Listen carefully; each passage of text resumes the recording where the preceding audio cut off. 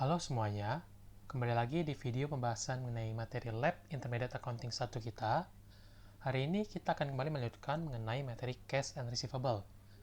Kalau di kelas kemarin, kita udah bahas mengenai problem 3, hari ini kita akan lanjut ke problem 5 mengenai si Supermenko. Nah, untuk si problem kelima ini agak berbeda dengan problem 3 yang udah kita kerjain kemarin. Bedanya di mana? Di problem ini, kita diminta untuk membuat nggak hanya jurnal atau detail penyesuaiannya, tapi juga aging schedule-nya. Jadi nanti di akhir periode di 31 Mei, kita akan ngerangkum semua piutang yang dimiliki oleh si Supermenko, lalu kita bikin aging schedule seperti yang ada di awal soal. Oke, kita baca dulu soalnya. Jadi, Supermenko adalah sebuah perusahaan yang menjual berbagai album K-pop yang sudah berdiri sejak tahun 2005. Supermenko melakukan transaksinya secara kredit maupun tunai. Jika transaksi penjualan dilakukan secara tunai, maka akan mendapatkan diskon sebesar 3%, atau yang kita pelajari kita kenal sebagai dengan trade diskon. Lalu, termin untuk penjualan kredit sudah ditetapkan perusahaan yaitu 2/10 N/30. Jadi termin ini akan berlaku untuk semua penjualan kredit yang akan dilakukan oleh si Supermenko. Perusahaan juga mencatat persediaannya dengan metode periodik, sehingga kita nggak perlu untuk membuat jurnal COGS-nya, sedangkan pencatatan piutang menggunakan metode gross. Berikut ini merupakan informasi saldo piutang Supermenko per 30 April 2020.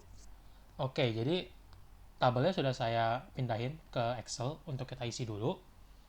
Di sini secara isi masih sama dengan yang udah kita kerjain di problem 3.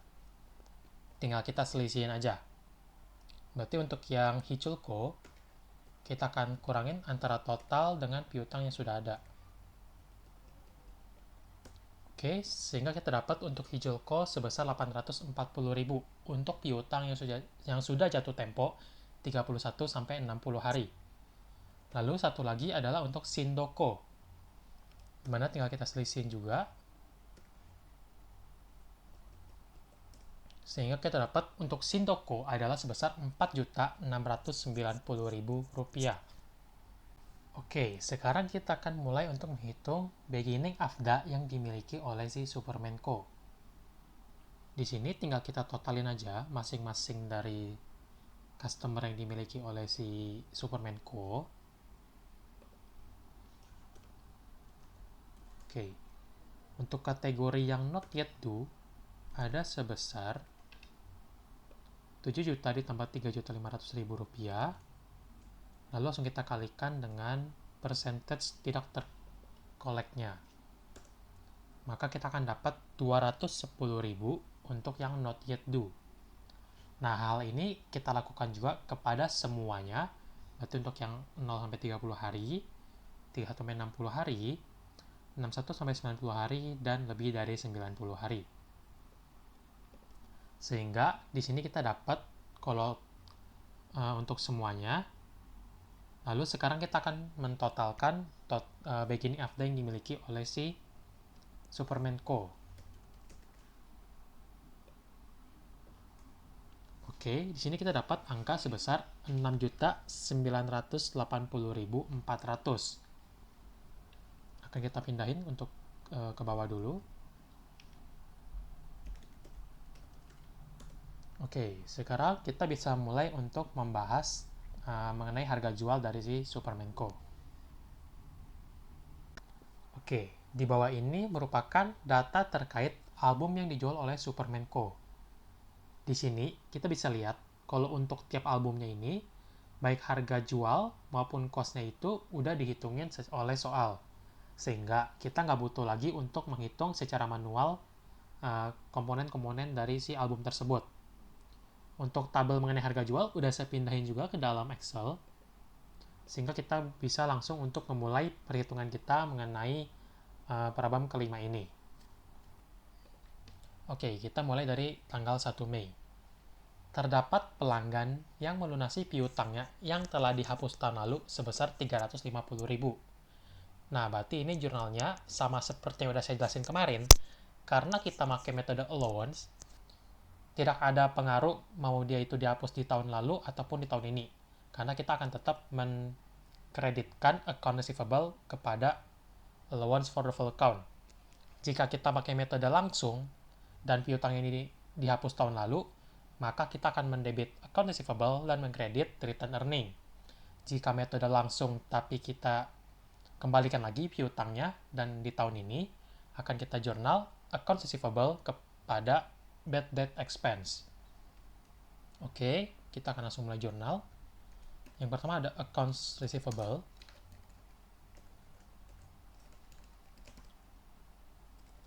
Pada allowance for doubtful account sebesar 350.000. Oke, setelah kita balikan AR-nya, jangan lupa untuk melunasi account receivable tersebut dengan cara menjurnal debit pada accounts receivable dengan nominal yang sama, Rp350.000.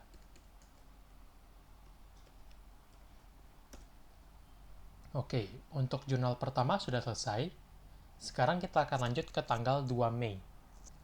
Superman Co. menjual 40 unit album SG Timeless dan 10 unit album EXO Tempo kepada Enyuko, di mana 30% dibayar tunai dan sisanya kredit. Oke, berarti untuk jurnal ini kita akan mendebit cash karena ada pembayaran tunai. Ada juga account receivable untuk receivable Enyu. Lalu ada juga sales revenue.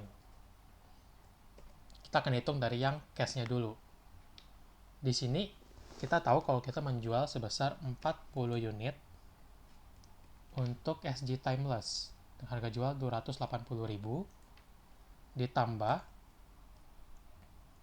ditambah dengan 10 unit dari album Tempo. Harga jual 237.500. Jangan lupa ini kita kurungin dulu karena yang akan kita bayarkan hanya sebesar 30%. Lalu jangan lupa juga kalau kita memiliki kebijakan untuk memberikan trade discount sebesar 3% jika ada penjualan tunai.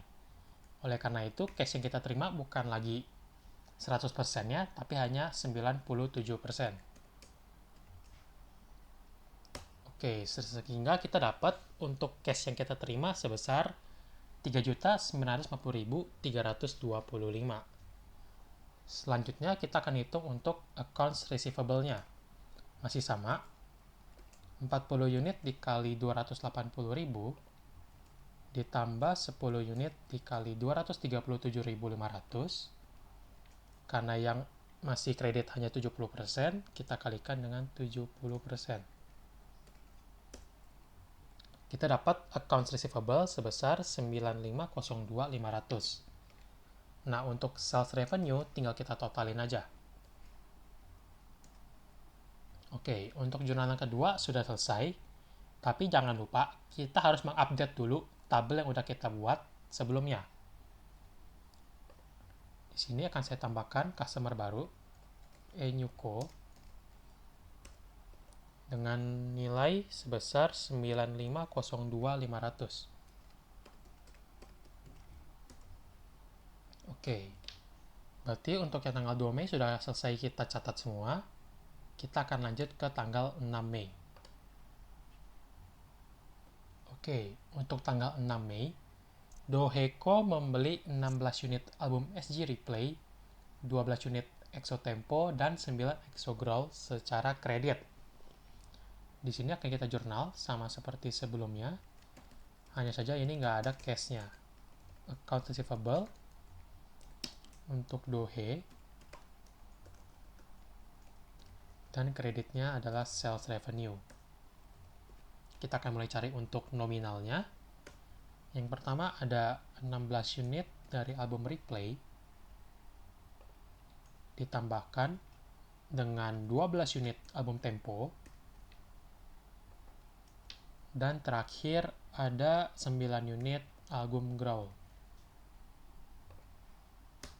Sehingga total untuk transaksi dengan Doheko adalah sebesar 9.450.000. Oke, jangan lupa kita update juga ke tabel sama seperti tadi. Doheko sebesar 9.450.000. Oke. Sekarang kita akan lanjut ke tanggal 10 Mei. Jadi di 10 Mei ini ada 3 unit album Exotempo dikembalikan oleh si Dohe karena mengalami kerusakan yang cukup parah. Sedangkan Doheko meminta kompensasi berupa potongan sebesar 10% dari harga jual untuk 1 unit album Exogrowl karena terjadi kerusakan yang minim dan hal ini digabulkan oleh si perusahaan. Oke, berarti untuk 10 Mei ini kita akan mencatat sales return and allowances. Kita jurnal dulu. Sales return and allowance. Dan kita akan mengkredit account receivable dari si Dohe. Untuk angkanya, yang pertama ada 3 unit dari Exotempo ditambah dengan potongan 10% dari 1 Exogrowl. Nah, untuk potongan 10% ini kita kategorikan sebagai allowance. Kenapa? Karena kita sebagai perusahaan memberikan kompensasi kepada si customer dengan cara memotong harga jual dari produk tersebut. Jadi beda dengan return di mana produk dikembalikan kepada perusahaan. Untuk allowance, perusahaan hanya memberikan diskon tanpa adanya pengembalian barang. Di sini untuk harga jual dari si Growl adalah 200.000. Kita kalikan dengan 10%. Sehingga kita dapat untuk sales return and allowances-nya sebesar 732.500. Oke, karena akun AR dari Dohe kita kredit, kita akan update juga di tabel. Di sini kita minus 732.500. Sehingga saldo AR dari Doheko sekarang hanya tersisa 8.717.500. Sekarang kita akan lanjut ke tanggal 14 Mei. Supermenko menjaminkan seluruh piutang Yesunko untuk mendapatkan pinjaman berupa wesel bayar dari Bank SJ senilai 8 juta. Wesel bayar tersebut memiliki bunga 10% per annually dan Bank SJ mengenakan finance charge sebesar 3% dari jumlah piutang yang dijaminkan. Seluruh pelunasan yang dilakukan oleh Yesunko akan digunakan untuk melunasi wesel bayar ini.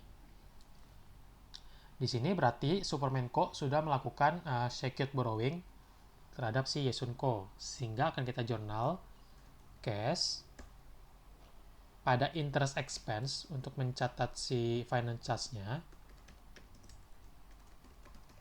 dan kita akan mengkredit notes payable. Oke, di sini dikatakan kalau nilai notes-nya adalah 8 juta. Dan untuk interest expense sebesar 3% dari jumlah piutang yang dijaminkan. Oke, jadi jangan sampai salah tangkap, 3% itu dari jumlah piutang, bukan dari total dari si notes payable. Sehingga kita cek dulu.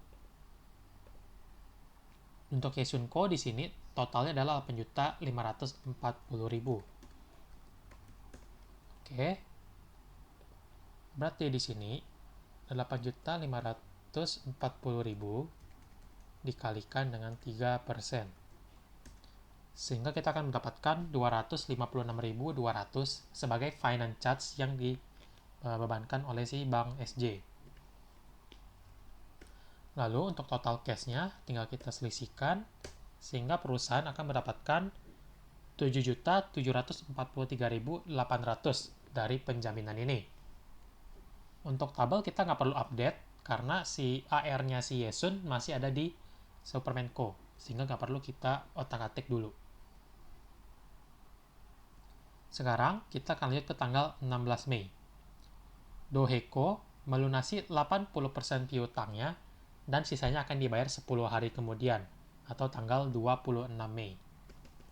Di sini kita jurnal dulu cash karena si Dohe masih membayar dalam periode diskon, kita akan memberikan sales discount. Dan yang terakhir kita akan mengkredit AR dari Dohe. Kita cek dulu, sekarang saldo AR Dohe tinggal sisa berapa?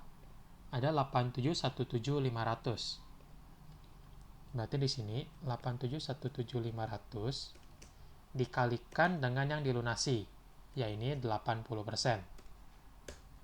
Oke, udah dapat 6974. Selanjutnya untuk sales discount sebesar 2% dari yang dilunasi pada saat periode diskon. Dan untuk cash tinggal selisihnya saja. Oke, sini kita dapat jurnalnya. Lalu kita akan update untuk tabel dari si Doheco. Kita melunasi sebesar 80% atau 6.974.000. Oke. Sekarang kita akan lanjut ke tanggal 23 Mei. Hichulco membayarkan uang sejumlah 3.710.000 untuk melunasi hutangnya, dimulai dari piutang yang paling lama terlebih dahulu. Berarti jurnal adalah cash pada accounts receivable dari si Hichul dan nominalnya sebesar 3.710.000. Oke, kita akan juga update untuk tabelnya. Kita mulai dari yang paling lama terlebih dahulu.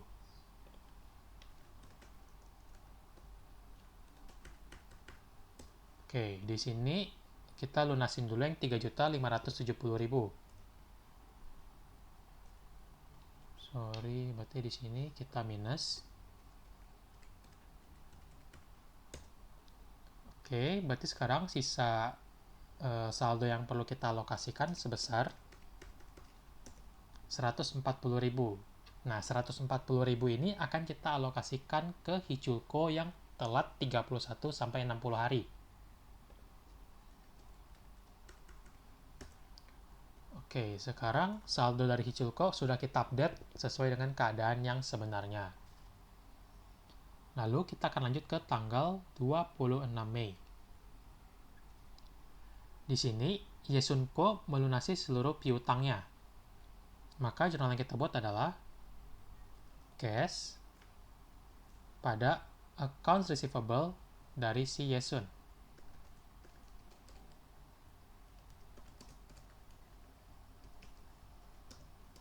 Yesun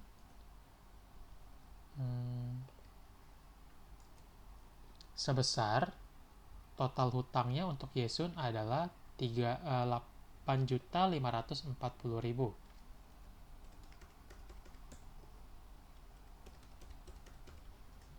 Oke, ingat karena saldo AR dari Yesun kita jaminkan terhadap SJ, maka setelah si Yesun membayarkan piutangnya, nominal piutang itu akan langsung kita gunakan untuk membayar notes payable dari si bank SJ. Nah, karena itu kita akan catat di sini notes payable. Lalu ada interest expense dari notes tersebut. Dan yang terakhir ada cash. Nah, karena si Yesun membayar 8.540.000 dan kita hanya berhutang sebesar 8 juta, maka untuk notes payable-nya akan kita lunasi sepenuhnya. Sekarang menghitung bunganya. Nominal bunga 8 juta dikalikan dengan 10% dan dikalikan dengan lama periode peminjaman. Berarti itu dari 26 Mei sampai dengan 14 Mei. 26 dikurang dengan 14 dan 1 tahun ada 360 hari menurut soal ini. Sehingga kita dapatkan nilai sebesar Rp26.667. Total cash yang dibayarkan oleh perusahaan adalah Rp8.026.667. Oke, berarti untuk Yesun akan kita update karena dia sudah dibayarkan semuanya.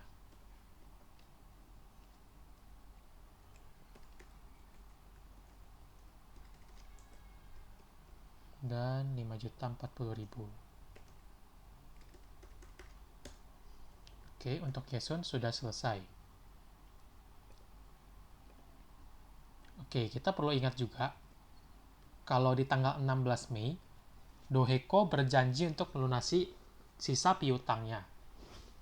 Sehingga kita akan catat di tanggal 26 Mei ini cash pada accounts receivable dari Dohe. Nominalnya sebesar berapa? Kita cek dulu di tabelnya. Sebesar 1743500.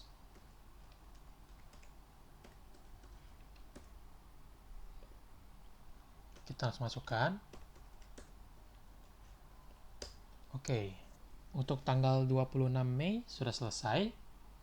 Sekarang kita akan lanjut ke tanggal 28 Mei. Di sini, Supermenko menjual piutang milik Ituko sebesar 7 juta yang lebih lama dulu kepada SM Factor tanpa jaminan. SM Factor mengenakan biaya sebesar 5% dan menahan 8% dari piutang Ituk untuk kemungkinan retur. Di sini, berarti kita akan mencatat cash. Lalu, karena ini adalah penjualan tanpa jaminan, finance charge yang dibebankan oleh Factor akan kita catat sebagai loss on sale of receivable. Lalu ada due from Factor untuk kemungkinan retur. Dan yang terakhir, kita akan langsung mengkreditkan accounts receivable dari itu.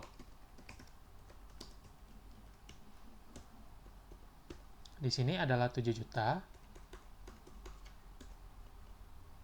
Due from Factor adalah 8%. Finance charge sebesar 5%.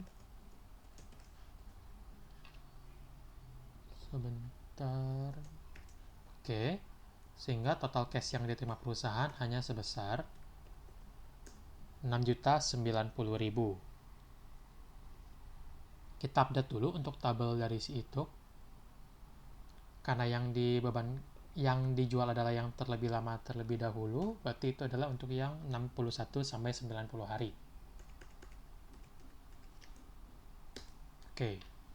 Lalu di soal dikatakan juga, selain itu, Supermenko menjual sisa piutang Ituko atau 7 juta yang belum jatuh tempo kepada YG Factor dengan jaminan. YG Factor mengenakan finance charge sebesar 1,5% dan menahan 6% dari piutang untuk kemungkinan retur dan diskon. Di sini kita tulis dulu recourse. Lalu kita mulai jurnal. Kita akan catat cash. Untuk penjualan dengan jaminan, kita akan mencatat sebagai finance charge. Lalu ada due from Factor, masih sama. Dan di kreditnya adalah recourse liability. Karena ini masih merupakan penjualan dengan jaminan, sehingga resiko dari piutang tersebut masih ada di Supermenko.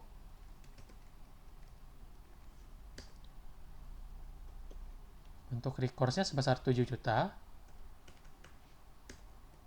Due from Factor di sini ada 6%.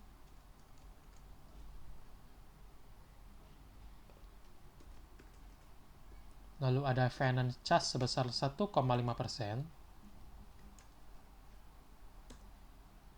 Dan cash yang diterima perusahaan tinggal selisihnya saja, yaitu sebesar Rp6.475.000.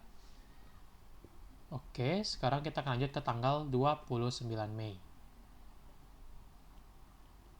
Miwonko membeli 25 unit album SG Replay dan 15 unit album Exogrowl secara kredit.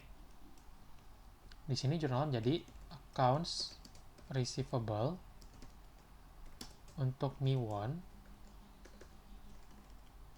dan sales revenue.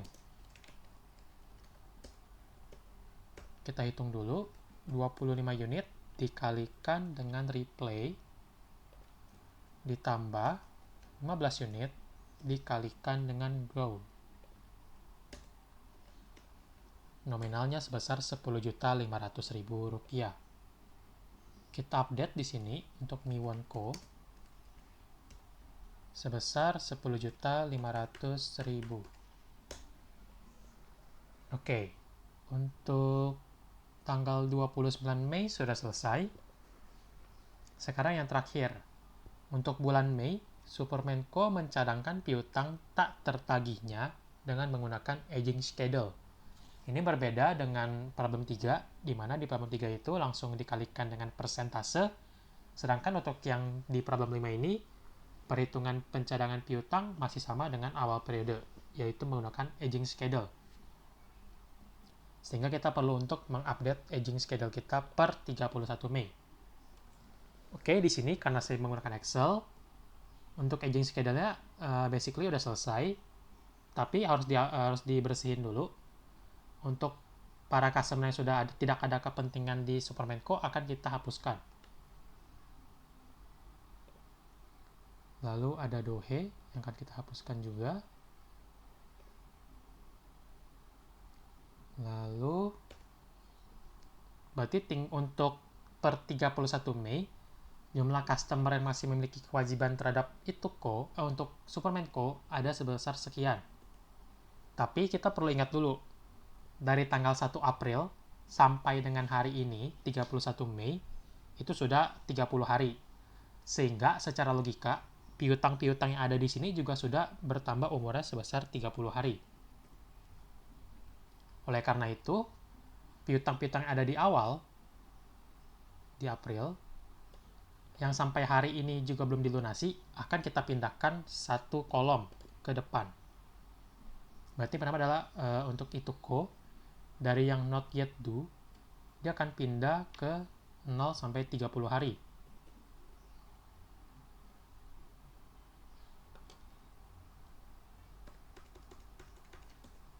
Oke, di sini kita kurangkan.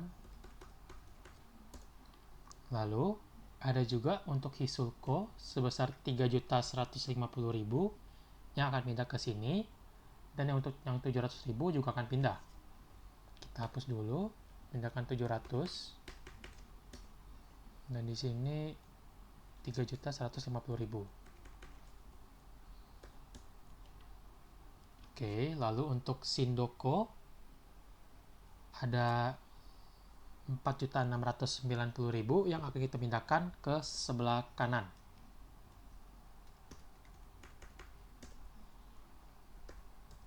Oke, sedangkan untuk yang 5.250.000 ini nggak perlu lagi kita pindahkan.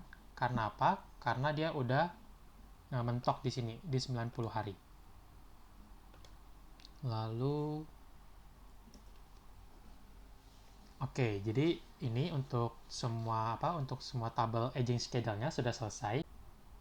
Untuk totalnya bisa kita taruh di atas. Kita pindahin dulu. Oke. Sekarang kita udah dapat kalau total accounts receivable dari si Supermenko sampai dengan 31 Mei adalah sebesar 47.92500. Sekarang kita bisa mulai untuk menghitung ending AFDA-nya. Di sini cara masih sama.